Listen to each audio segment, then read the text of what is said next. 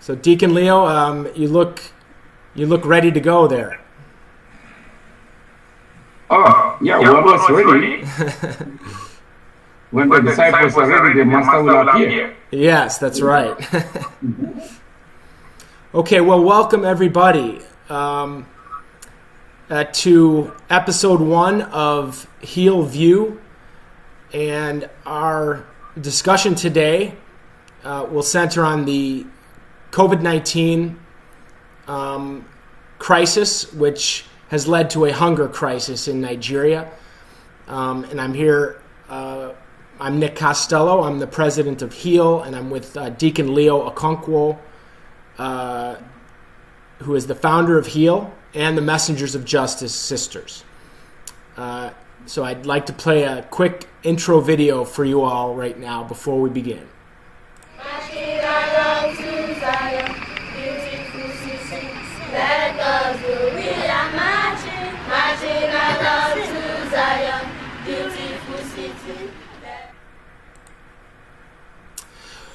So, as we all know, we're going through this COVID-19 virus crisis all over the world, and it's also happening in Nigeria. And that's what we want to discuss today. So just to overview, we're going to talk about the spread of the virus, the economic impact of the government response to the virus in Nigeria. We're going to show you a couple videos illustrating this impact, as Deacon Leo will provide us with the commentary. And then at the end, we're going to propose a way for HEAL to provide relief during this crisis period. So the first thing, Leo, that we're dealing with in Nigeria, is the actual presence and the presence of the virus itself, and how it came to Nigeria, I guess to Africa at first, but then to Nigeria. And as I've just Googled for information, I found this article about Ethiopian Airlines and how they are continuing, even to this day, to run flights to and from China, between China and Africa. So that could be a source of how the virus has arrived in Nigeria and then perhaps spread. But do you have any comments about that, Deacon Leo? Yeah, I mean, one thing is to say Ethiopian Airlines and their relationship, economic business relationship with the Chinese people, to some extent did create the lacuna that became the vehicle for transporting this, COVID-19 as it is into Africa because of that relationship. Another way to look at it is to, of course, we are aware also of the Italian visitor, the Italian person who came into Nigeria, who actually was the first named case. This was inevitably the person whom we can identify, or whom we identify as the virus. However, it is important to note that there are, theories over out there that reflects the fact that the COVID-19 perhaps is not just a disease of 2019. Perhaps it had been there, but no one had known. And if that is the case, then one may not be justified, one may not be correct, absolutely, to say it is the Ethiopian airline bringing the virus into Nigeria, into Africa, or into Nigeria, or the Italian forces. But the point, in fact, is to take into consideration not the means of bringing the disease to Nigeria, but the impact the disease itself is having in Nigeria, yes, the Nigerian economy. Yes, absolutely, and that's what we're going to talk about today, is that impact, and that is definitely our focus. But we are just going to touch upon what the impact on health has been so far, very briefly. Here we see this, the Nigeria Center for Disease Control. This is as of April 26th. So just a few days ago, they're indicating about 1,200 confirmed cases so far and about 40 deaths. And then, as we can see, that about 10,000 tests. But this is probably very understated, right, Leo? Very, very honest it is. And one must take into consideration the fact that, the test is not really carried out as in other parts of the world. I mean, when you consider the number of people that are said to have died or to have, the certified cases of the COVID-19, you would think that Nigeria is on a free ride. However, if you consider such number and the capacity to test and the availability of the test kits in Nigeria, to that of the United States or to that of UK where I am right now, you'll be thinking that no test at all is going on in Nigeria. So how would you evaluate the number of deaths as to 40? How many people are tested? And how many people do we know that actually died from COVID-19? And how many people do we know that actually have the case? The test, when we have not tested them, as to know whether they are free from it or whether they are, actually affected by it. The number is doubtable, is debatable, is questionable, and is actually frightening when you know that you don't know your next.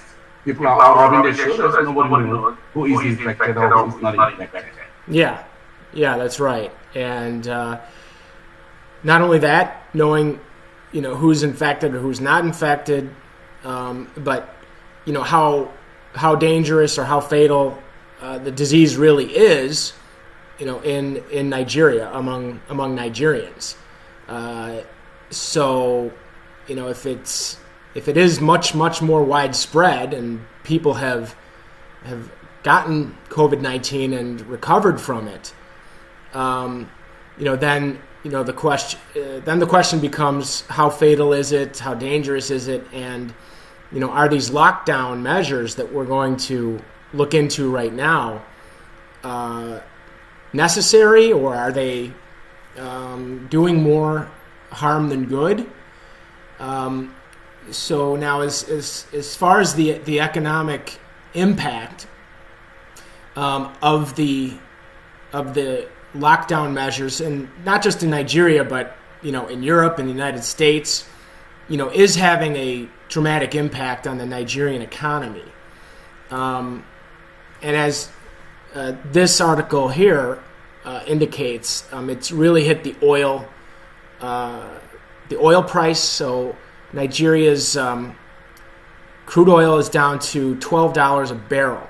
So, as I understand it,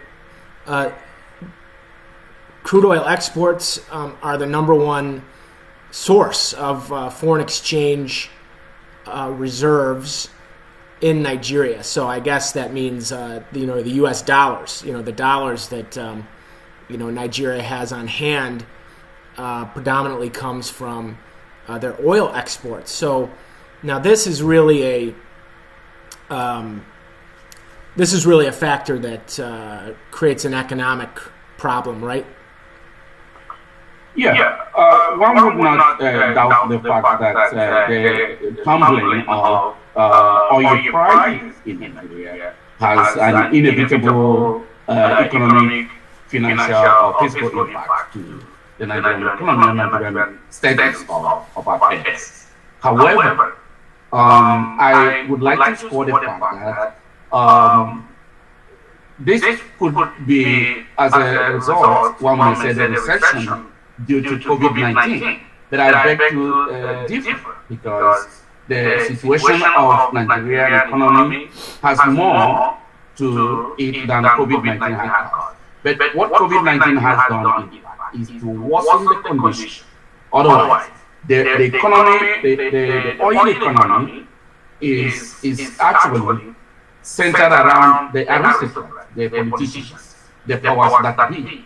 They are the ones who have the dividends of Nigerian oil, not the populace, not the poor, not the marginalized, to whom our mission, of course, is dedicated. So whether the oil economy is booming or hungry, it only supports the well-being of the aristocrats and affects the poor very negatively. So, and of course, you see that, you see where these poor people who depend on the gig economy have all been sort of shattered under this mountain. Yeah, that's right, and that's what we're going to look at. But quickly to your point about the aristocrats and the politicians, yes, it's true that they share the oil revenue amongst themselves for the most part, or exclusively, and so the development among the poor and the marginalized through infrastructure and things like that is completely inadequate. And now with the travel restrictions, interestingly, many of the politicians have not been able to leave the country and go overseas for the medical care that they avail themselves to. But obviously the people, the poor, among the Nigerian populace don't have that for themselves. But then, just moving on to your point now about the gig economy, which we have that in the United States, and it's a growing way for people to make a living for themselves. But it's a predominant means of income, for the vast majority of people living in Nigeria and in the southeast region of Nigeria, where we work and where our mission work is. So here we see this article talking about the lockdown measures and their impact. It says, Nigeria has a burgeoning gig economy. Movement restrictions have affected the income-generating capacity of these groups. So, Leo, tell us about who these groups are and what their gig economy type work is and how it's been obstructed. Yes, when you look at the class, the economic class, you talk about the lower class, the upper class, and the middle class. This particular gig economy would be the lower class, central, because to them it belongs to the buy and sell, the trade by barter, if you like, or the old system. These are people who, by going out in the morning, waking up and going out to ride their machine, motorbike, or to sell their farm products, they are able to buy another product in order to find what to eat. So if they don't do the labor, the daily labor, then they have nothing to eat at the end of the day. They have nothing to feed their children. So they are motorbikes, they are taxis, they are cabs, they are farmers in the local area. So we're not talking about importers and exporters as such.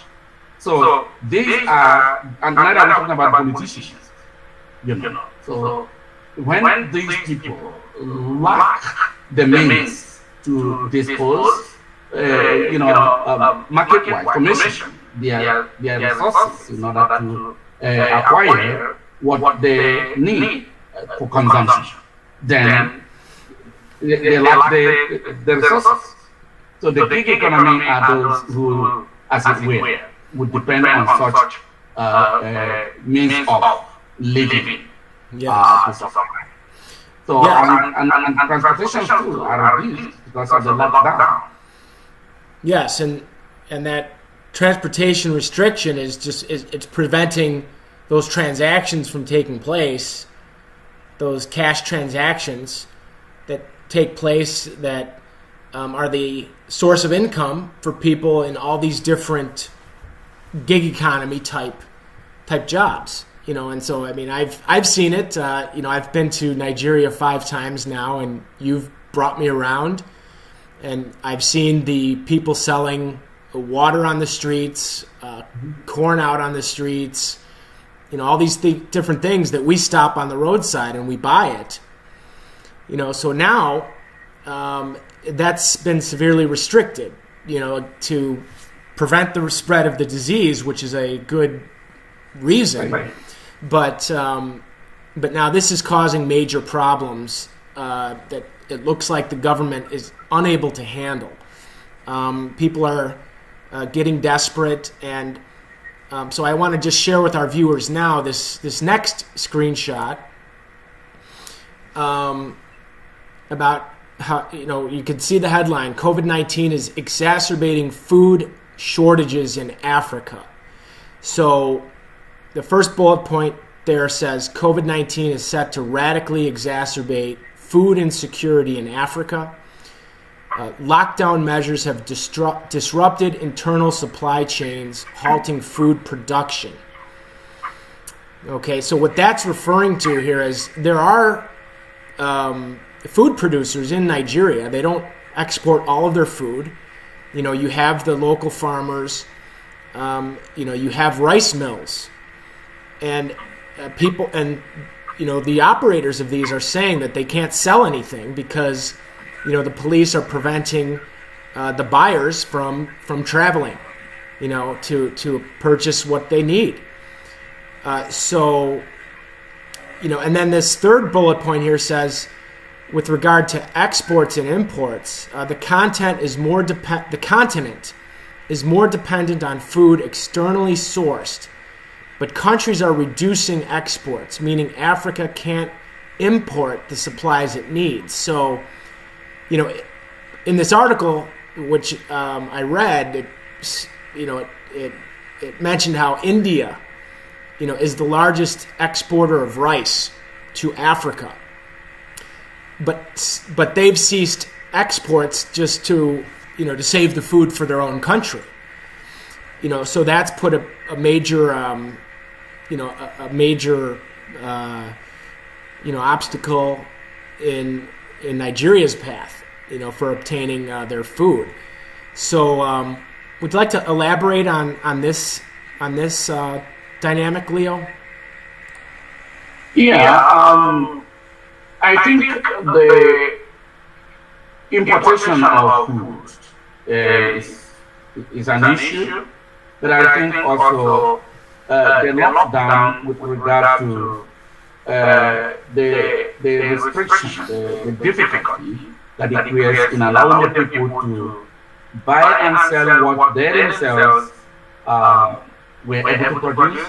That wasn't the situation. So there are parts of Nigeria, not all parts of Nigeria, that have soil that are good for rice production. So I'll still maintain that the gig economy and the situation of COVID-19, its impact is more than the Nigerian local rice producers can resolve. If the lifting of the lockdown should be necessarily permitted because of the circumstances at hand. So the best interest of the people in this case would still require that import be allowed against the present situation. However, when you look at the fact that the oil price is down, when you look at the fact that the egg import is not just being allowed because of Nigeria has no money, but because other countries want to preserve their food and they want to preserve what they have because nobody understands what COVID-19 is all about or where it is heading. So Nigeria then now becomes a question. What do we do with the poor and the marginal until we understand COVID-19? Yes. The threat already set up. Is it necessary? Is it proper? Is it appropriate? Is it for the best interest of these people? And when you consider the fact that a situation like this, some people try to take advantage of it, especially the police and the soldiers, who now see the people as their object of brutalization. And the intimidation that follows with it, which results to bribery and corruption, so that you cannot even be allowed to pass by unless you bribe the police or the soldier. In fact, openly in the open place, they continue to collect money from the people and give them change. Yeah. So you pay $2, and then if you give me $5, then the policeman will give you $3 back openly. Yes. Yes. So it's that madness that one worries about the COVID-19 and the lockdown policy. Is it for the brutalization, the maltreatment of the defenseless or otherwise? Yes, and you just mentioned the police harassment and collecting money from people who are out trying to earn their keep, earn their daily bread, so to speak, and so. We want to share with everybody watching now a video of a taxi driver, and who encountered the police, and his taxi was impounded by the police. So somebody caught this on video, and so we're able to share this with you to illustrate for you the desperation and the hardship that the people, the poor and the marginalized, are experiencing now in Nigeria. What did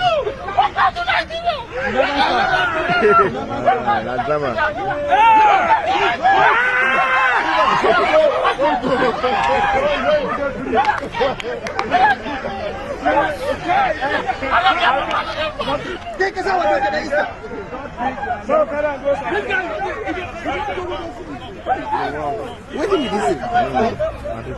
The man kills man. You don't try to kill man.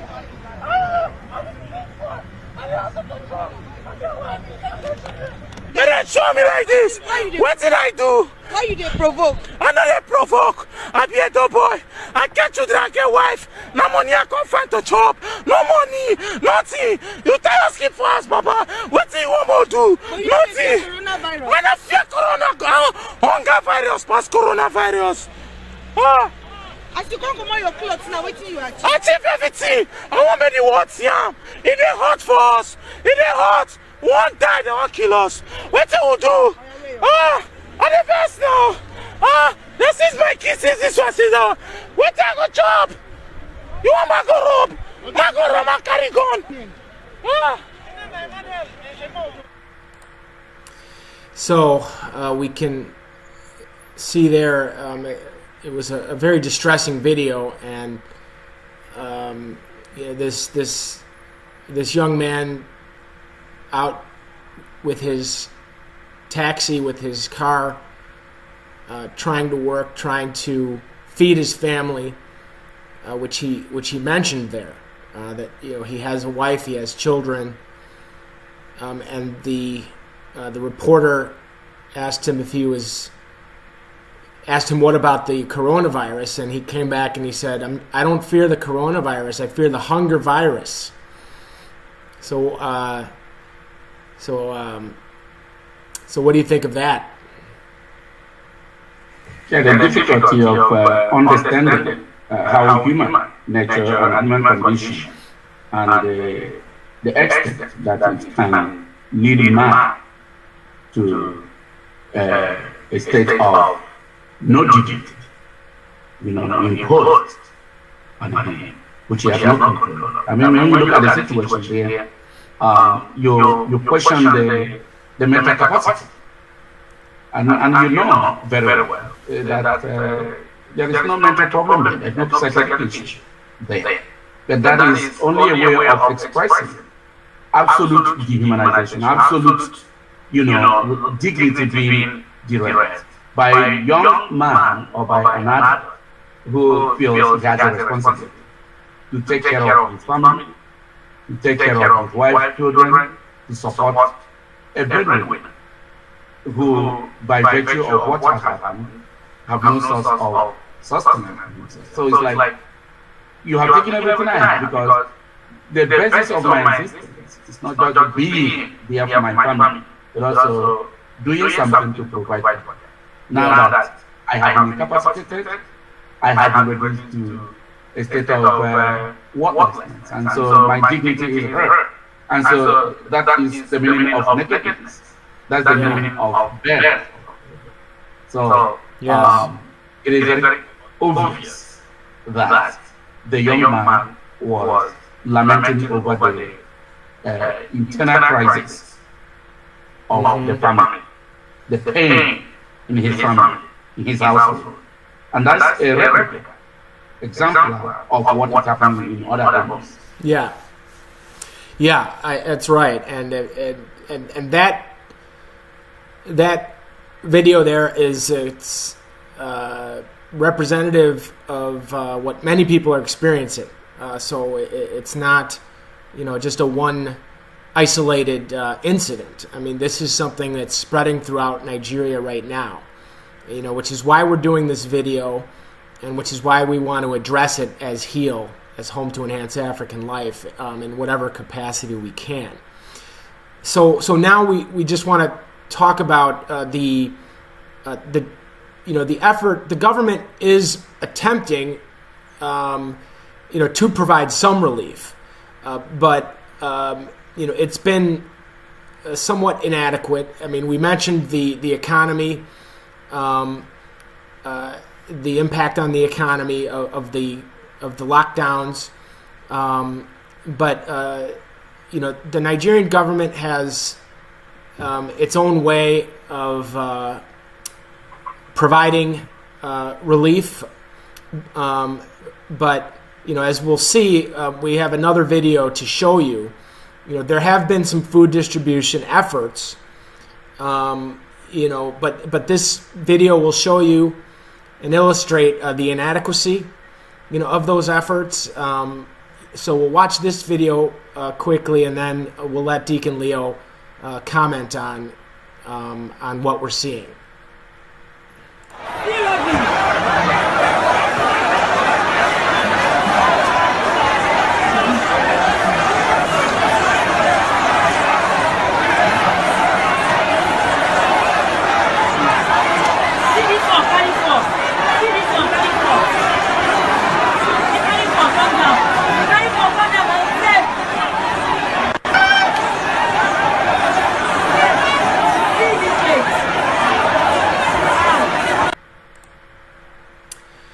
All right, so, I mean, there, again, another very distressing video.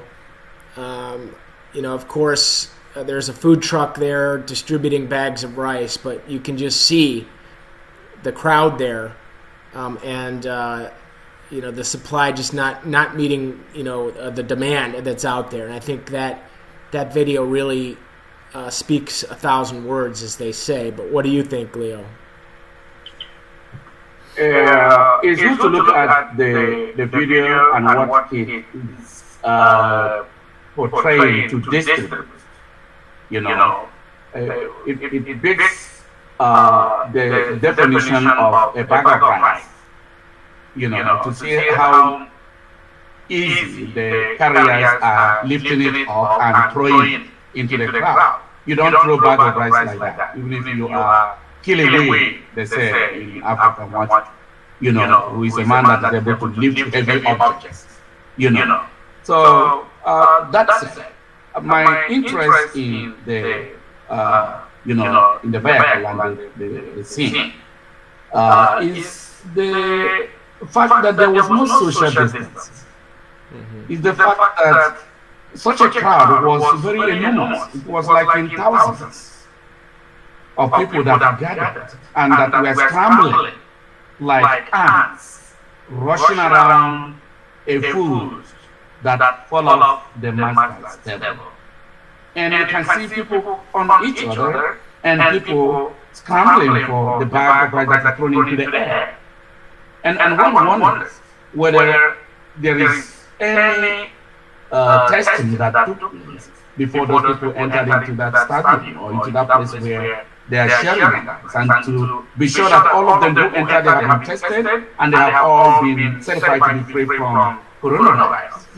So suppose that test was not done, what would have happened to the rest of the people who were scrambling and petitioning for those items? I guess 80% of them could have gone or maybe inflicted, and then would that mean to go home and inflict all that you know, since we know that COVID-19 could inflict people without themselves having, if they are asymptomatic, so they could inflict others without having signs of illness. So that's it. Look at that.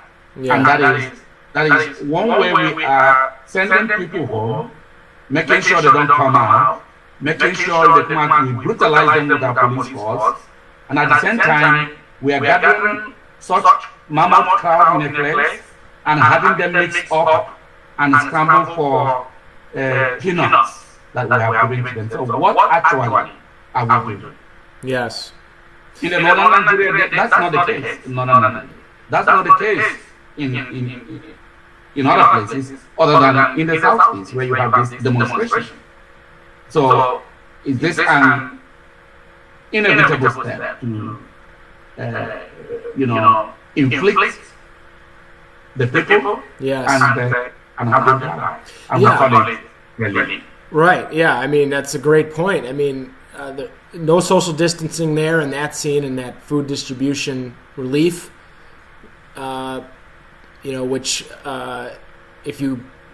which will lead to the spread of the disease. But then on the other hand, the extreme lockdown measures, that are preventing people from, their own work and their own means of obtaining income. So a combination of those two things is very deadly for people, but then, you mentioned northern Nigeria and, the inequitable distribution of food relief relative between the north and the south and the southeast.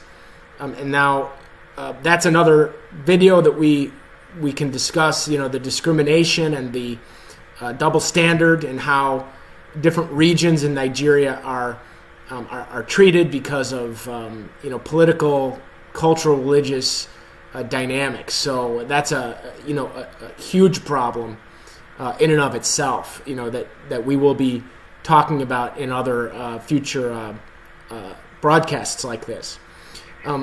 So now just pivoting to our mission, HEAL, our organization, Home to Enhance African Life.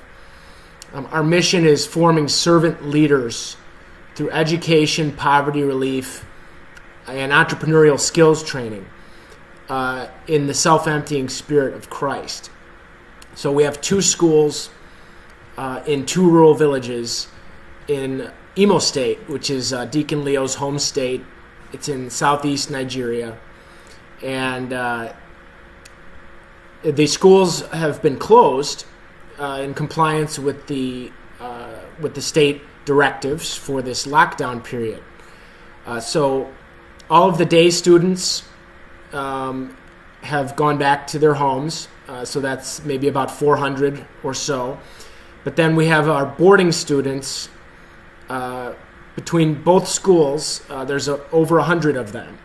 And so they're now in Umuagu village, which is the location of our school called Mother Enabler Nursery Primary Secondary. So they're all in Umuagu village with the Messengers of Justice Sisters, a religious community founded by Deacon Leo. And all of this is available on our website, healnigeria.org. But we're going to show you a quick video, of the messengers of justice and the children in Umuagu in their activities during this lockdown period when they're not in school. But we just wanted to give you an inside look of just what they're doing, how they're occupying themselves every day.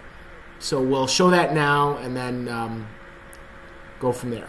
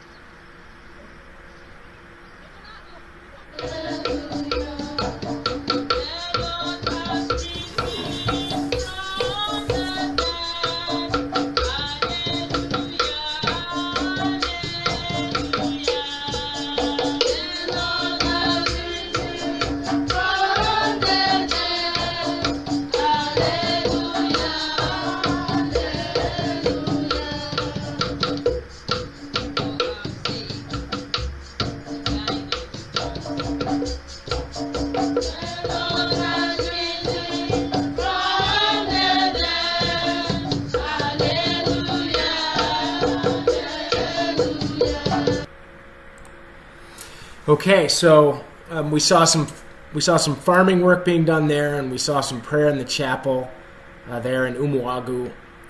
In the back of the chapel there, it was Sister Rachel Ulor, who's the superior delegate of the Messengers of Justice. So she was leading the children in prayer in the chapel there. So that's great. It looks like they're keeping busy, Deacon Leo, in spite of school being out. And what else can you tell us about the activities right now?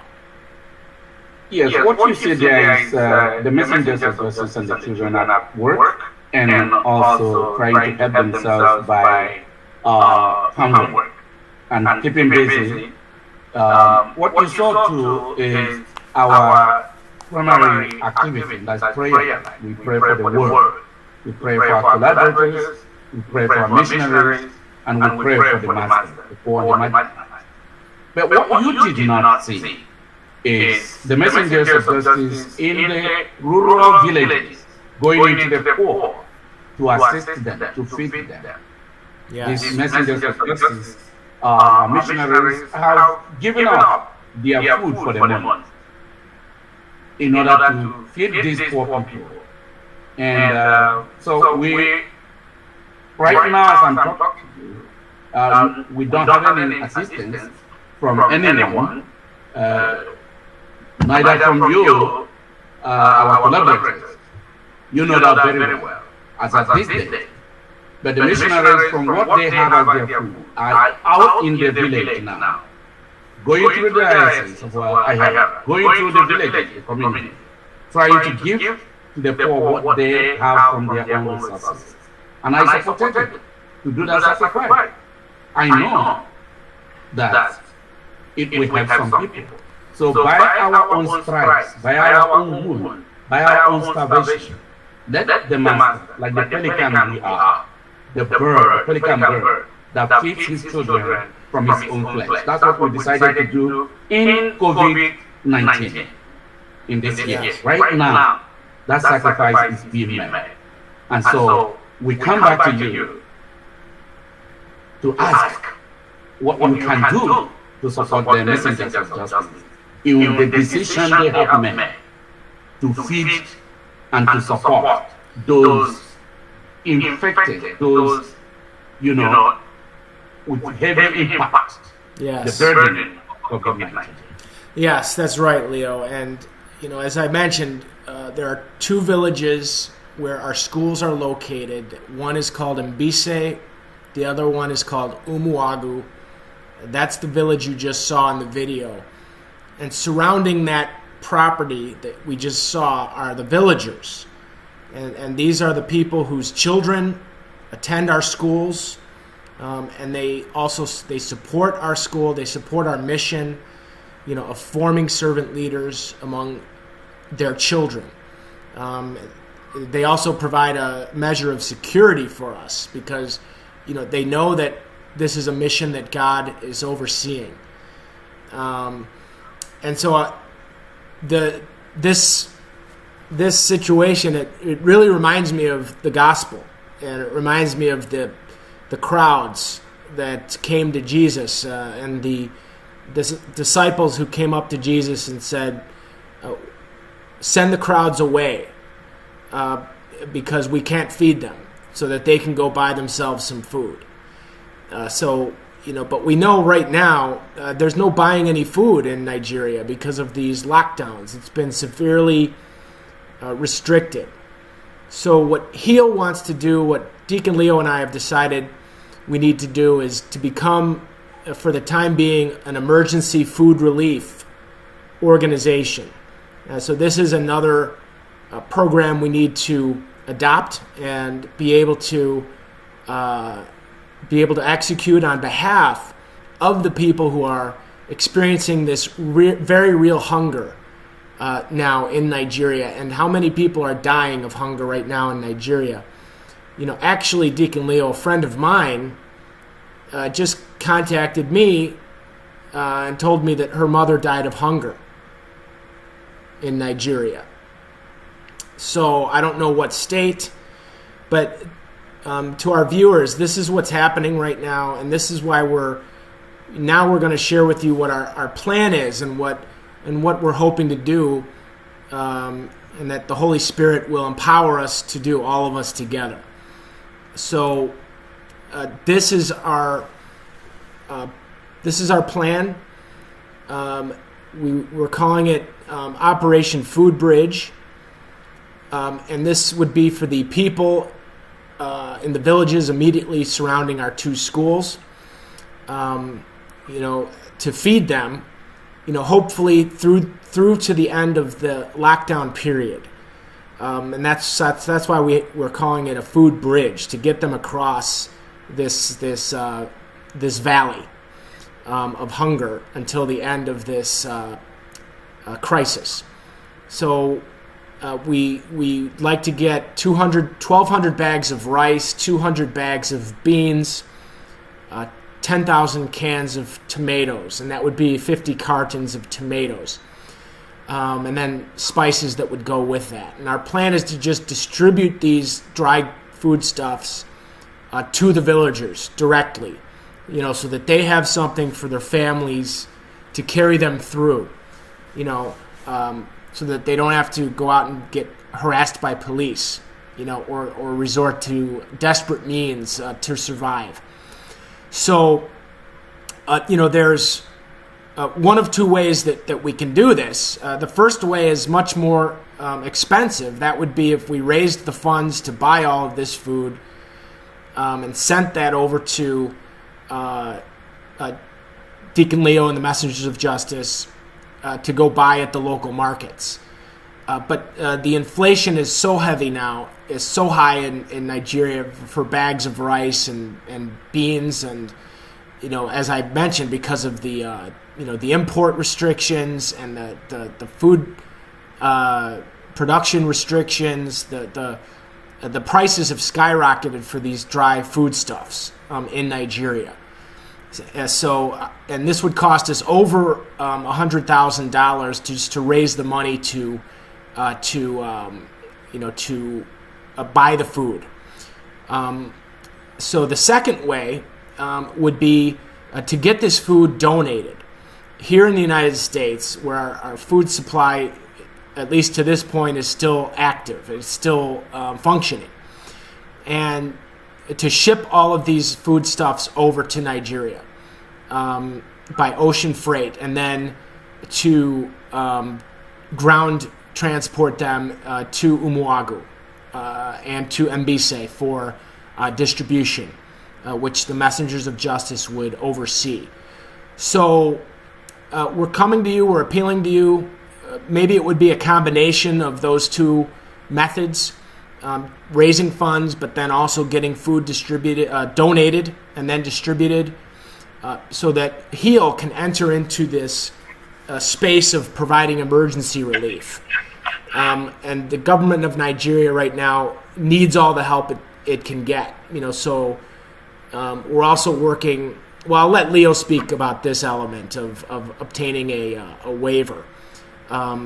So, Leo, do you want to comment on that?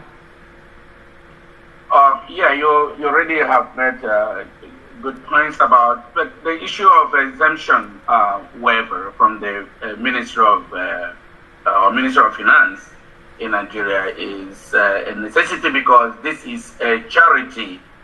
This is a relief. This is not a business. This is not a buying and selling or making profit.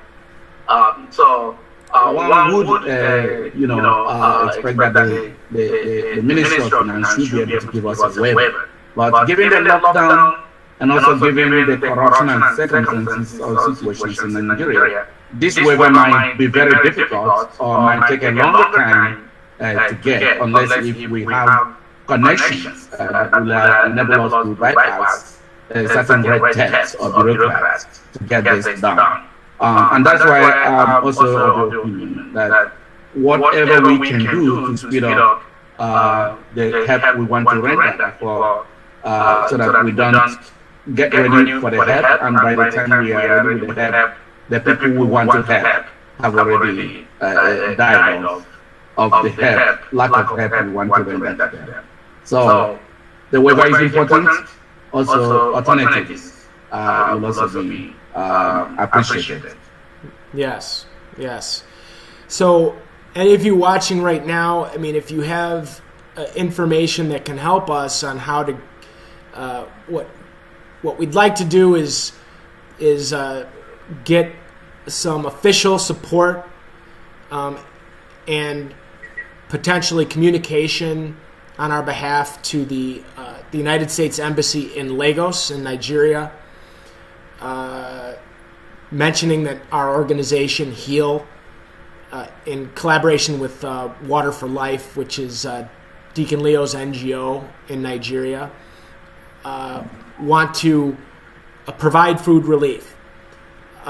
And if our embassy in Lagos could then, on our behalf, not direct, but recommend us to the Ministry of Finance in Nigeria, then perhaps we could get that waiver so that we wouldn't have to pay customs duties on imported foodstuffs into Port Harcourt, which would be the port where our shipment would arrive.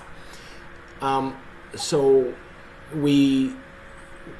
if we're going to do this, it has to be seamless, and we have to have, whatever food shipment we send, we can't allow it to be molested in any way, or we can't have customs officials causing problems for us. We need all of the food to go directly to our intended audience, our intended beneficiaries. So, with that all being said, we'd like to thank you for joining us for this live stream broadcast, and we're going to be doing this regularly. We'll be sending you the notifications, and please subscribe to our HEAL YouTube channel, and share this video far and wide, because people need to know the dire circumstances that are happening right now in Nigeria. God bless you all. God bless you all too.